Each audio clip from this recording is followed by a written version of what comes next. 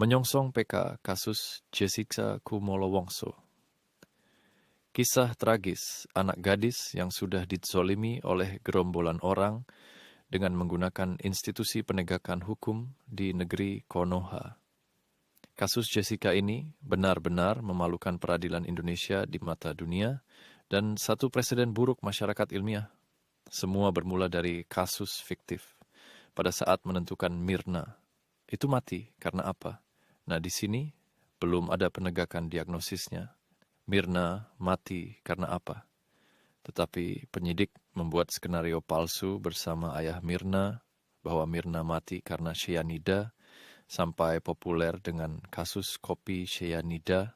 Mari kita riset secara ilmiah apa yang terjadi secara dunia forensik kedokteran.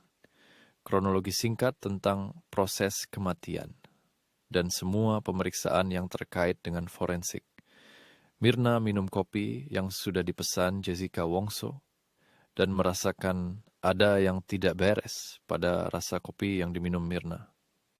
Hani diminta ikut merasakan rasa kopi yang tidak enak itu. Dan Hani mencicipi kopi itu juga. Berselang 5-15 menit setelah minum kopi, Mirna merasakan sesuatu yang tidak benar pada mulutnya dan pernafasannya sampai terjadi penurunan kesadaran. Selanjutnya Mirna dievakuasi ke klinik di gedung yang sama dengan Oliver Cafe, diperiksa dokter. Dengan catatan yang diinformasikan, tensi 170/80, nafas 16 kali per menit, kesadaran menurun.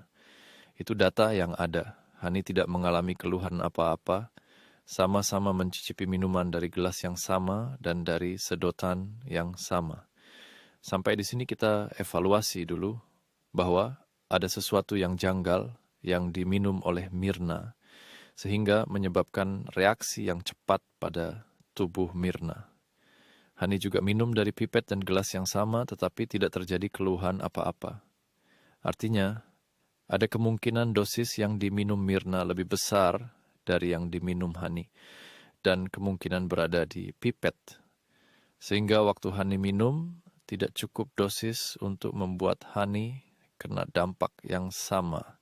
Selanjutnya, oleh suami Mirna, si Arif Sunarko bersama Hani dan Jessica, Mirna dievakuasi tanpa menggunakan ambulans, Tekon dengan mobil pribadi.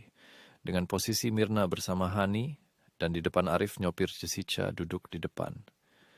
Kurang lebih 30 menit dari evakuasi, tiba di rumah sakit, hasil pemeriksaan dokter Mirna, tiba di rumah sakit sudah meninggal dalam istilah dokter death on arrival.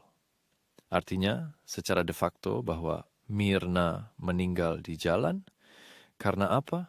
Bisa terjadi karena posisi orang tidak sadar, tidak dalam posisi yang benar untuk mendapat oksigen yang cukup. Bisa sengaja atau tidak, kata kuncinya adalah karena hipoksia. Makanya pada pemeriksaan awal dokter IGD Abdi Waluyo menyatakan muka pucat kebiruan, tanda kekurangan oksigen atau depresi pernafasan. Dan keluarga Mirna minta pemeriksaan cairan lambung.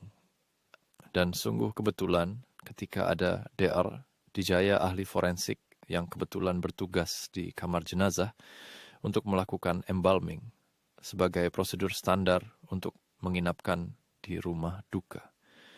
Banyak keterangan didapat dari beliau sebagai seorang ahli dan langsung memeriksa jenazah, bahwa jenazah wajahnya pucat kebiruan dan tidak ada bau sianida.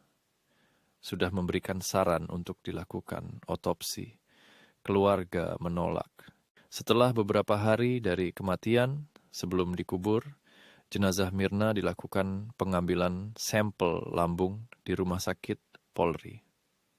Hasil akhir dari semua kronologis dan kematian Mirna, dari pemeriksaan dokter dan semua data laboratorium disimpulkan bahwa Mirna mati tidak wajar dan tidak disebabkan oleh cyanida.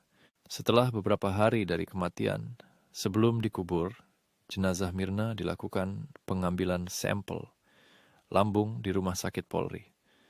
Hasil akhir dari semua kronologis dan kematian Mirna, dari pemeriksaan dokter dan semua data laboratorium disimpulkan bahwa Mirna mati tidak wajar, dan tidak disebabkan oleh cyanida.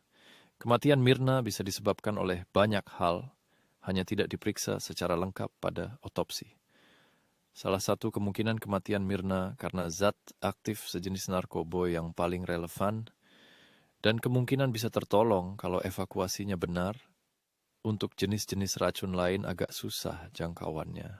Entah ada kepentingan apa, penyidik dan keluarga Mirna membuat skenario cyanida. Seluruh cyanida mutlak rekayasa, baik di gelas atau di mayat korban. Lihat ayah Mirna ada di kamar jenazah waktu otopsi. Kalau gelas, 1000% rekayas. Begitu juga cyanida pada otopsi, Gio, 1000% rekayasa. Penguat bahwa semua rekayasa adalah CCTV rekayasa, bukti-bukti lain rekayasa, foto muka kemerahan. Ketika proses hukum tidak berangkat dari koordinat yang benar, polisi, jaksa, hakim, dan keluarga Mirna membuat konspirasi sebuah dongeng hoaks kopi cyanida. Sungguh celaka, tidak ada yang mati keracunan cyanida. Hahaha, ada orang dihukum. Meracun pakai cyanida. Apakah kamu masih waras, hakim, jaksa, dan polisi?